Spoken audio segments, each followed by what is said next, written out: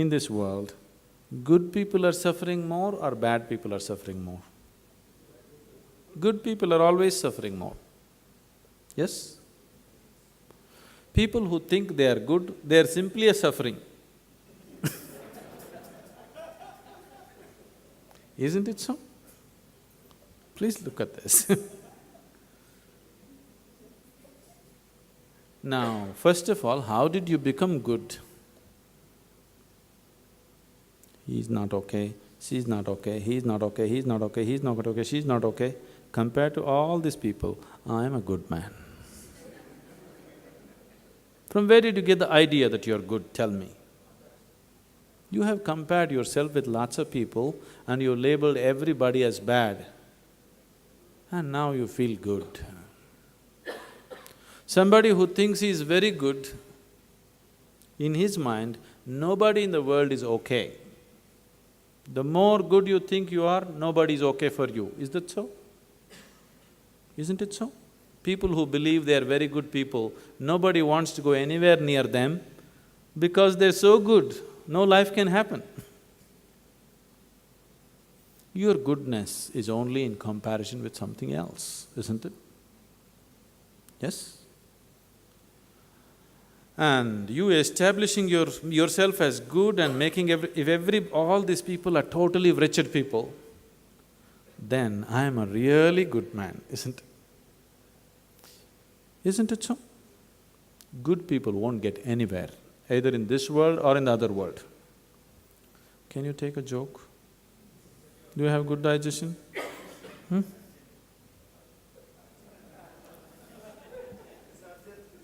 Huh?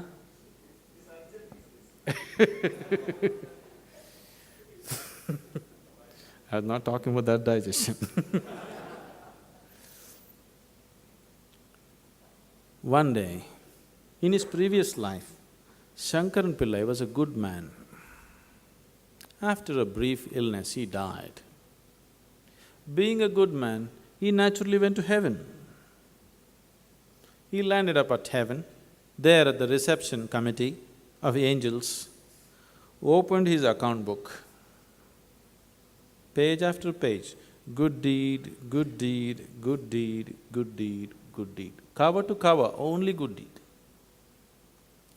Then the angels were in confusion. Then they came to Shankaran Pillai and said, Mr. Pillai, there's a little problem here. He asked, what is the problem? He said, the angel said, see here we have various kinds of accommodation in heaven, various levels of accommodation. One bad deed means highest heaven, seafront view. Two bad deeds, next level of accommodation, three bad deeds, next level of accommodation, like this. But no bad deed, we don't have such a place. We really don't know what to do with you, you are the first man to come like this. Shankaran Pillai thought, what nonsense. In the world, nobody wanted to come near me because I was such a good man. I lived with the hope of getting to heaven, and even here problem. Then the angels had a discussion and they arrived at a conclusion. They said, don't you worry, Mr. Pillai, we have found a solution. Your body is still intact there. We'll give you 3 hours of life.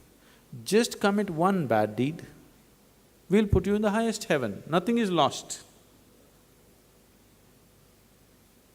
Lo, Shankaran Pillai became alive here. Then he sat there thinking how to commit a bad deed. An hour and a half passed away. See, he's not like you, he has no practice.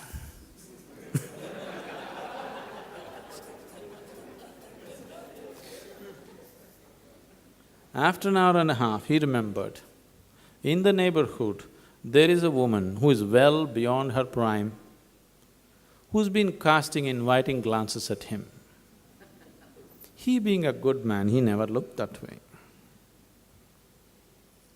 Now he thought, okay, adultery is a bad deed. Because after all, he's going to do whatever he is going to do just to go to heaven. So he went looking for the woman. He went and knocked on her door. She came and opened the door.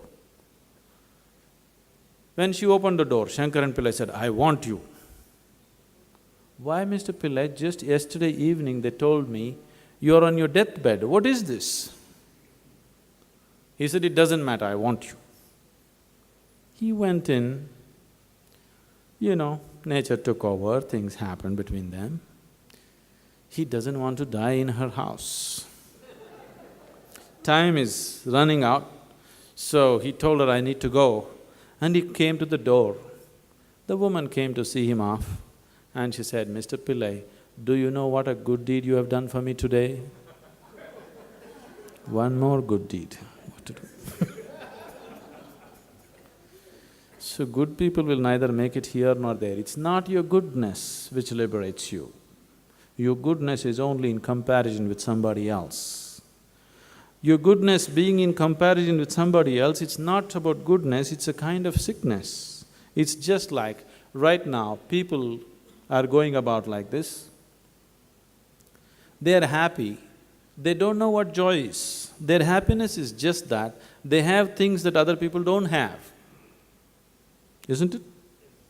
Now let's say, you are all very hungry, but my stomach is full and I feel so happy that nobody has food, but at least I have something to eat. Is this happiness or sickness? Humanity is suffering from the sickness which is passing off as happiness for most people, isn't it so? Their sense of happiness is only because what other people do not have. Most people would not be touching the things that they value right now if everybody had it. You hang a big stone around your neck, this stone has become so precious and become such a source of pride because everybody does not have it. If everybody had these big stones around their neck, you wouldn't touch it, isn't it so? So, this is a sickness. This sickness is passing off as goodness, happiness. This sickness will not liberate you. If you're joyful by your own nature, you will be fine with life around you. You will not do anything life negative when you're alive and joyful, isn't it? Have you noticed this? Whenever you're happy, you're very magnanimous and generous, have you seen? When you're very happy, whatever anybody does, it's all right, you can look beyond those things, yes? When you're unhappy, you have a problem with everybody in the world, yes or no? It's not your goodness which will liberate you, it'll not your goodness which will bring purity to you. Good people know all the bad things, they're managing to avoid it, isn't it so? If you're avoiding it, probably you're constantly thinking about it. Yes or no? You're not free from it, you're just avoiding it. Avoiding something is not freedom from it. Now, if you truly begin to experience all these people as your responsibility, will you be a pure being? If you really begin to experience all life around you as 100% your responsibility, would you be a pure being? Yes? Purity comes from inclusion. Goodness comes from exclusion, please see. You become good because you excluded somebody, he's not okay, she's not okay, he's not okay. From this you become good. But only when you become inclusion, you become pure. With exclusion, you cannot become pure, please see. Your goodness is coming from exclusion, isn't it so? It'll not work. It'll only cause pain to you more and… Good people are always in pain. They're wondering, I'm such a good man, but my business is not working properly. My neighbor is such an evil man, but his business is going on well. Why God is not helping me? You're good, but you're stupid, what to do? If you don't do the right thing, nothing works, isn't it so? Isn't it so? If you want some aspect of your life to work, you must understand how to make it work, otherwise it's not going to work. If you are thinking God will come and help you, I want you to understand, God won't lift His little finger for you. God, what you refer to as God is creator. As a creator, He has done a fantastic job. Can you think of a better creation? You don't understand? Can you think of a better creation than what is there right now? No. As a creator, His job is just absolute, isn't it? Now it's your job. God is not a good manager, He's a bad manager. He's a great creator. Management is your job. If you manage it well, it happens well. If you don't manage it well, it doesn't happen well. It's as simple as that. If God or divinity is there in everybody, why some people are good, some people are bad? If God is there in you, everybody should be good.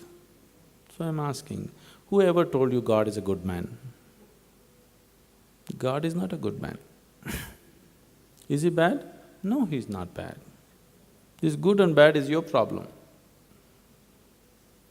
This good and bad problem is created by your mind because you have labeled everything as good and bad.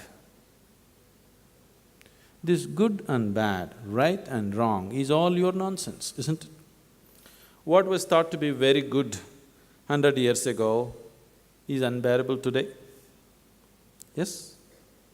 What you think is very good, your children hate it. Yes? So what is good and bad? It's your nonsense, it's got nothing to do with life, isn't it? Yes? What's good and bad is all your mental nonsense. It's got nothing to do with life as such. So don't put creator into your categories. That which you call as the creator is neither good nor bad. Right now, is electricity good or bad? Very good. Stick your finger into it and see. It's neither good nor bad, it's just energy, isn't it? You can make wonderful things out of it, you can make terrible things out of it. That's what you're doing. You can make this into something very wonderful, you can make this into something very terrible. It's your choice. Whatever you have made out of it, whose responsibility is it? Whose responsibility is it? If you see I am responsible, would you make this into a terrible thing? Would you? You thought somebody else is responsible, so you made something terrible out of it. If you see this is 100% my responsibility, would you make this into something terrible or miserable? Would you? No. You think I'm like this because my father didn't bring me up properly. I'm like this because my teachers were not okay. I'm like this because my neighbor did this to me. You are like this because you are like this, that's all. If you see this is 100% my responsibility, you will make this into something really wonderful, isn't it so? You think something else is responsible, so you are becoming an accidental existence.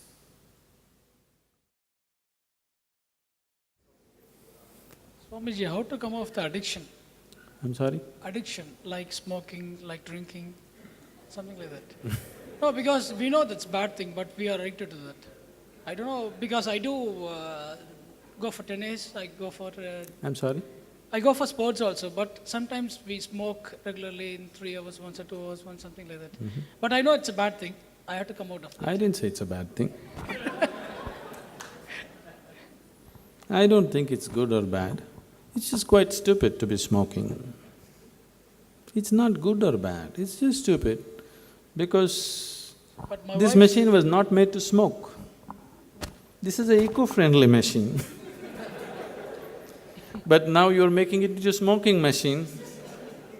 That means it's stupid, isn't it?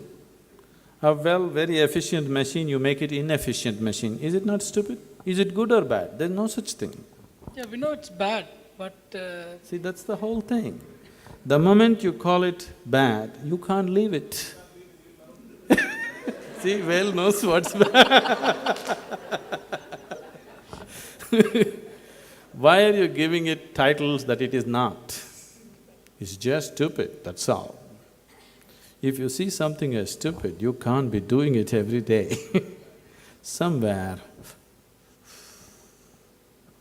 you feel smarter than other people. Yes? No, because the taste. See, now slowly in the world, people have gotten against you. Just 10 years ago, if you blow it into somebody's face, you felt great, they felt stupid. Now the equation is reversed in last 10 years' time, isn't it? Isn't it so? So somewhere you thought it's a smart thing to do. When you were just 10-year-old kid, you wanted to suck in and blow it out into somebody's face. It felt like a smart thing to do. You tell me, smoking, a machine that doesn't smoke, to make it smoke. Right now we're working so hard to make our cars smoke less, isn't it? Enormous amount of research into fuels and engines and everything is going on to make our cars smoke less, isn't it? A non-smoking machine, if you make it smoke, is it stupid or intelligent? Stupid. Say it loudly. Stupid. That's all. If you see that, slowly it'll drop off. Now there is a certain chemical factor to this. Your chemistry has become dependent on nicotine or caffeine or whatever. That way will change. You just see, you do Shambhavi Mahamudra, suddenly your whole system is so fired up. The need to smoke, the need to drink coffee, tea, everything just evaporates. Now if you do it, it's only for the pleasure of it. One day you feel like drinking coffee, you drink it. One day you feel like smoking, you smoke, that's up to you. But the compulsion will be taken away. The physiological dependence will be taken away. We'll do that with the practice. But first you see that it's stupid to do it.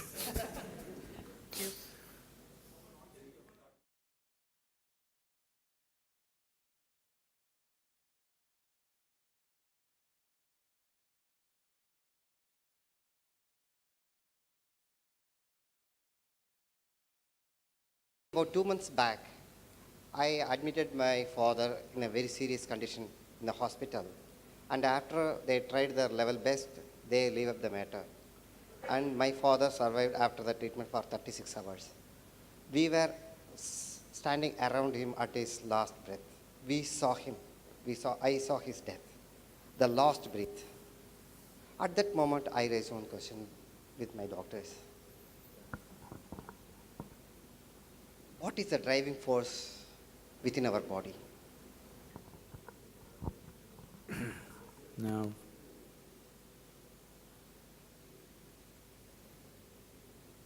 what you call as my body is just a piece of earth that you picked up and now prancing around like this. Yes? It's just a piece of earth, isn't it? It's on loan to you. When the time to return the loan comes, why are you making such a fuss? After all, you're an auditor. You know money borrowed has to be returned, otherwise somebody will keep accounts. Planet Earth keeps proper account. You can't take an atom of it. You can borrow it, you can use it, you can enjoy it, you have to give it back to it. This is the way of life. Now, because you get so attached to a piece of earth, which you call as my father or myself or your wife or her child or whatever, you don't want to give it up. I want you to understand, your love is not for life. Your love is what you consider as myself and all that you consider as that which belongs to me. Every day, people are dying in the world, isn't it? Every day? Millions? I don't know how many die. Does somebody have figures? Huh? Every minute 200 people are dying. Why didn't you ever think, why are they dying? Why didn't you ever think, where is the source of life? Now your father is dying. If you did not know who is your father, even if that man died, you wouldn't matter, it wouldn't matter to you. But now, it's my father, that is the whole thing. Your concern is not that another human being is dying. Your concern is not about another life, your concern is just me, isn't it? So when your concern is like this, distorted concern, now you have a distorted vision of life. When you have distorted visions of life, then suffering is inevitable. Now, your father is gone. Yes, we would like to do everything to have our loved ones around us as long as possible, but they will go invariably, isn't it? I should tell you a story.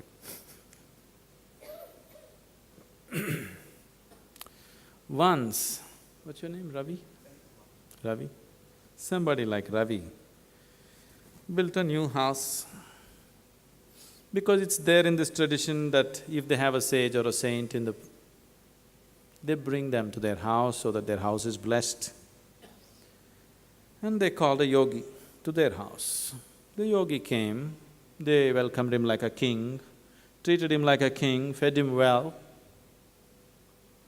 Then they came and said, "You must bless us and our house." The yogi said, let your father die first, then you, and then your children." The man got really angry. "You idiot, we bring you home, we treat you like a king, we feed you, we give you gifts. And when I ask you to bless me, you're telling me my father should die first, then I should die, then my children should die?" And he is also afraid, because the yogi has said so, it may happen so. The yogi said, "What is wrong with what I said? Is it not good if your father dies first, then you, then your children? If you die before your father, is it good? Or if your children die before you, is it good? If your father should die first, then you should die, then your children should die. This is the natural order of life. Is that not how life should happen to you? Yes? So, your father should die, then you should die, then your children should die. This is the way of life. Because you are completely out of tune with life. You think your father should not die. Okay, instead of your father, if you die, things will be better? Or if your children die, will it be better? No, isn't it? This is the way it should happen. Yes, we do our best to keep our loved ones as far as possible, but when they have to go, you send them gracefully. And when you have to go, you also go gracefully. This doesn't belong to you. You just borrowed it, no interest. But every atom of it, you have to pay it back. That's the way it is. It's good if our fathers die before us, isn't it? It's not good if our children die before us, but our fathers should die before us. It's good. We don't wish it today. We want them a long life, but they must die one day, isn't it? This is what he meant when he said, your father should die first, then you, then your children. Because all the three forces should function in balance, then only there is life. If your father never dies, then your children should not be born. Isn't it so? If your children should be born and they should grow up and live, then your father should die and then you should also die, isn't it? If all our forefathers become alive now, can we live here? We'll anyway wish them dead. Isn't it so? Let's be honest. Yes? If all our forefathers, 25 generations of people, if they become alive now, do you want them? No, you'll wish them dead. So it's good what's happening. It's just that we have to manage it so that it doesn't become an aberration in our lives. It happens at the right time, isn't it? Can I contact my dead father? I'm sorry? Can I know where my dead father is right? Can you? Contact my father who was died 5 years ago. Now, I know this is coming from a certain emotion. I don't want to ridicule that, but I want you to understand. Your business with your father is only when he's embodied.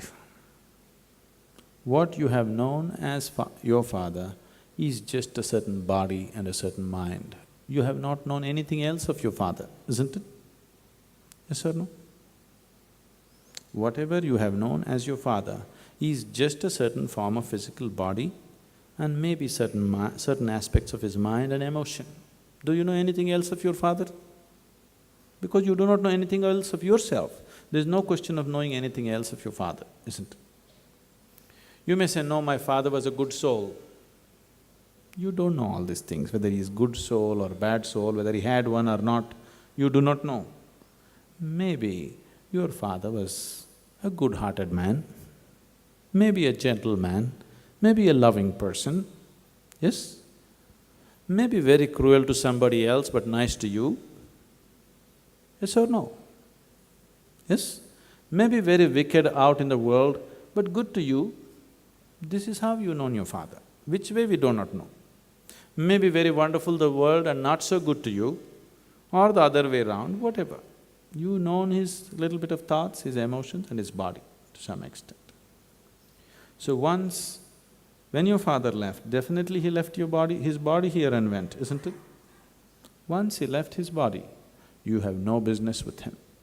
It doesn't matter how much emotion you have. Your business with him is over. I want you to understand this. Your business with them is only when they're alive. But when they're alive, you're not on talking terms with your father. When he dies, you want to contact him, don't do this to yourself. When they're around you, give yourself totally. Do everything that you could do. After they're gone, what are you going to do? Anyway they will go, today or tomorrow. Your father went 5 years ago, my father may go 5 years later, but they will go, isn't it? So when they are there, show all the involvement that you can. When they are there, you can't talk to them, you're angry with them, you can't look at them, you have no time for them. After they're gone, you want to go to heaven and talk to them. There's no email facility there.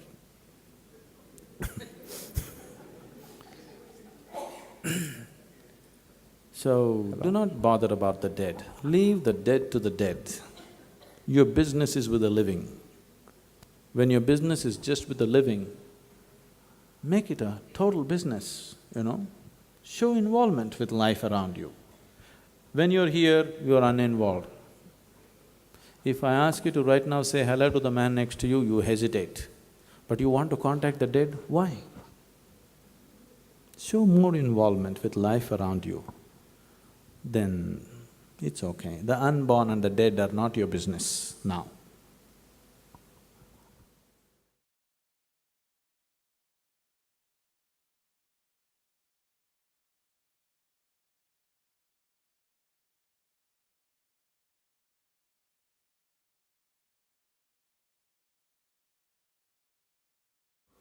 We have about 140 doctors working in our hospital, Swamiji. Except myself, nobody wants to become spiritual. I don't know what exactly spirituality. If what you are talking is spirituality, I would like to be like that. But many people don't believe. I said, we are working from morning to night and we are happy and patients are happy, we make some money. And is spirituality is essential for life or?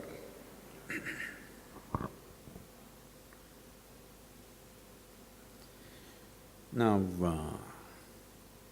is spirituality essential?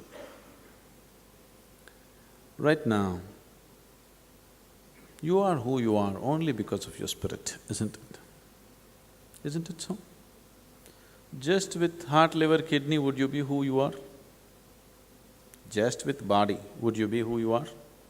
Just with this mass of flesh and bone, would you be who you are? The spirit in you is what makes you who you are, isn't it? So, is somebody spiritual, not spiritual? Everybody is spiritual, because everybody has a spirit.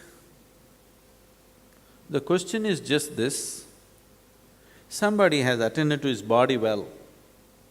Whoever kept his body well goes through the physical world well, isn't it? The man who is physically fit, now he wants to run and catch that bus, he runs and catches the bus. Those people like your patients, the way they kept their body, now they'll only fall under the bus, isn't it? They cannot, do anything worthwhile physically, isn't it? Isn't it so?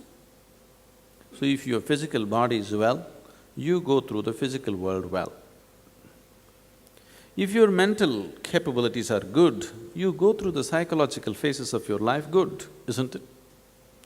If you have a weak, shaky mind, then psychologically you suffer.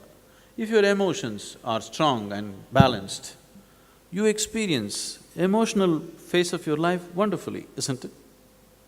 You can throw yourself into every emotion and still be perfectly balanced, enjoying all of it. Similarly, if you have exercised your spirit and kept it well, you go through another dimension of your life well, without which you are nothing. Now, like you said, we are working, we are happy, our patients are happy. No, your patients are never happy. When they come, they are unhappy because they are not well. When they go, they are unhappy because they have to pay the bill. So patients are never happy. Only thing is, they may be little happy because they thought they will be dead, but they survived. That is only momentary, isn't it? Today, I think I'm going to die. Suppose, even if it cost me that much money, I survived. I had a little bit of happiness today. But tomorrow morning, everything is same once again, isn't it? Like before going to the hospital, what all problems I had, they have multiplied during my stay in the hospital. Isn't it so? My business, my family, my other things, whatever problems I had, that 1 month stay in hospital and out, I'm little poorer, but all my problems have multiplied in 1 month's absence, isn't it so? So I'm not happy, again struggle. Coming to the doctor, doctors are happy? I don't think so.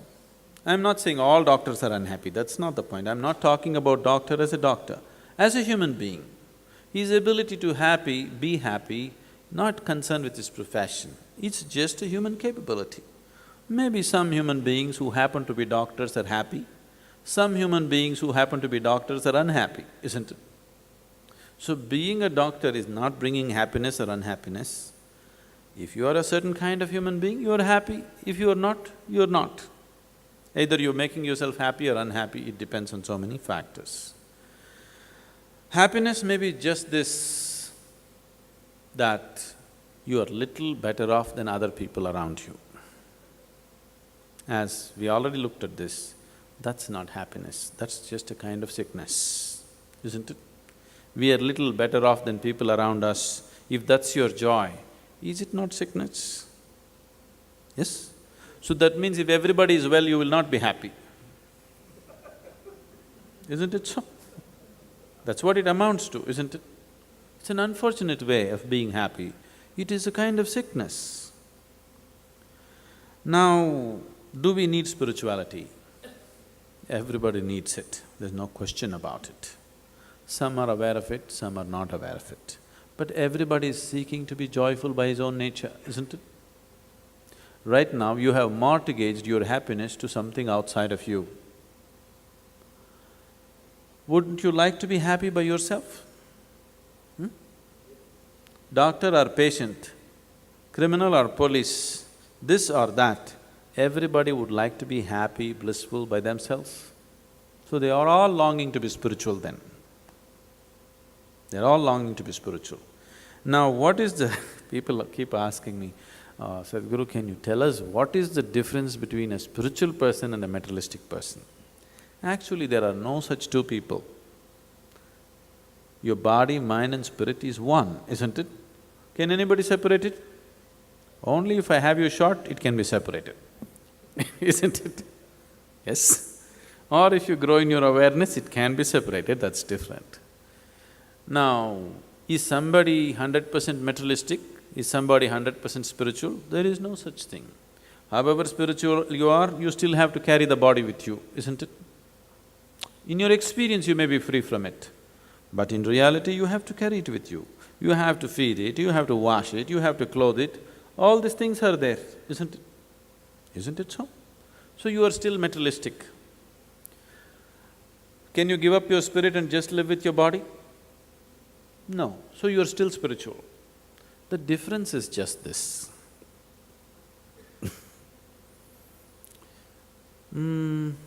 Materialistic people beg for everything in their life. Their happiness, they'll beg from somebody. Their love, they'll beg from somebody. Their peace, they'll beg from somebody.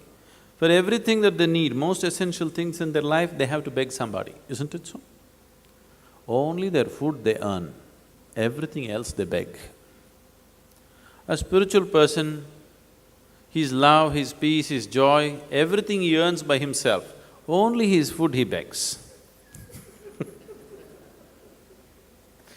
If he wants to earn his food, that's no big deal, he will earn it.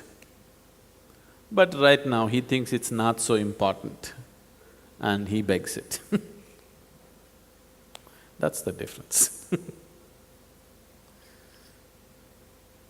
The only thing that people are earning is their food and clothing, isn't it? What else are they earning? See, just the simple process of life. After all, what is most of the humanity doing? Just eating, sleeping, reproducing, dying. This is all they're doing, isn't it? You may be believing I'm doing many things. If moment of death comes to you and you turn back and see, just see what you have done with your life. All you have done is simple, plain survival.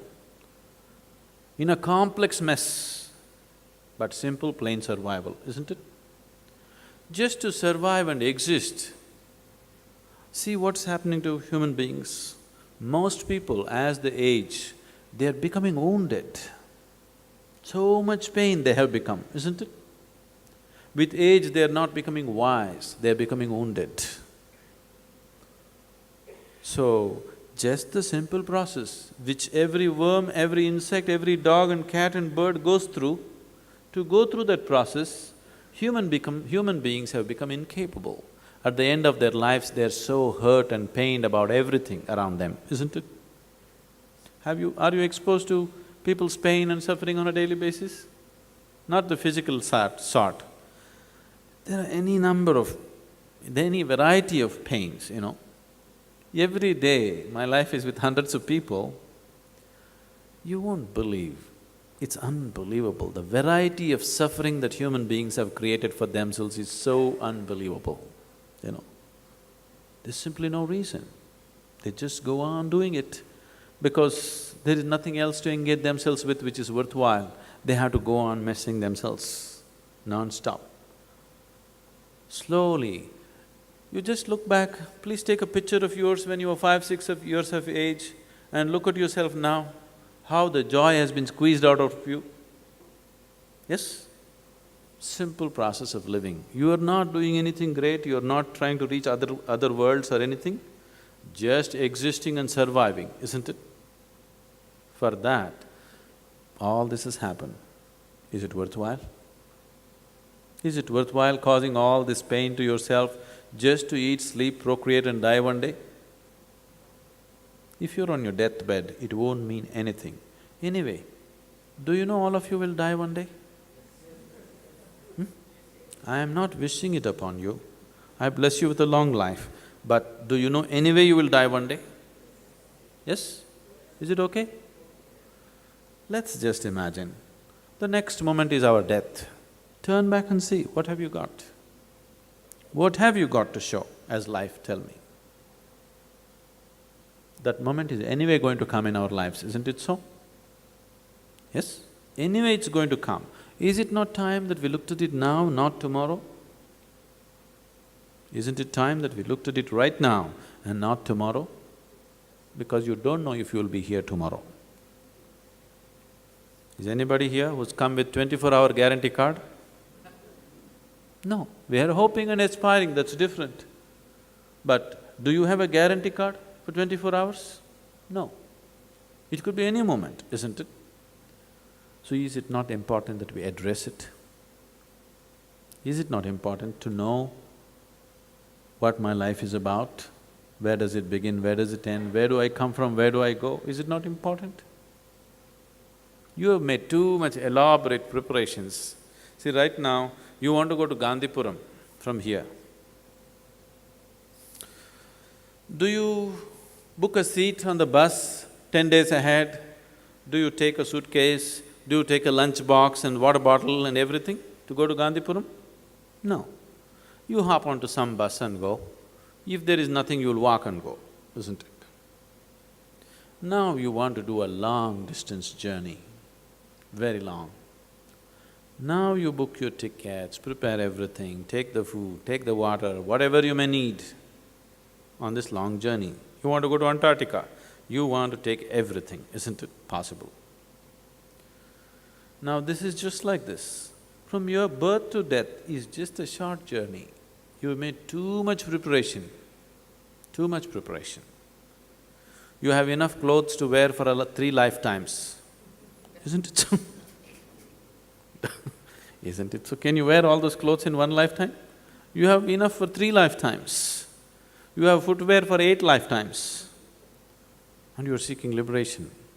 I am not saying you should not enjoy the physical things around you, but if that is the supporting thing for who you are, if who you are is only because of what you wear, if who you are is only because of the car that you drive, if who you are is only because of the house that you live in, if who you are is only because of the qualifications and nonsense that you carry around with you, just life is not worthwhile.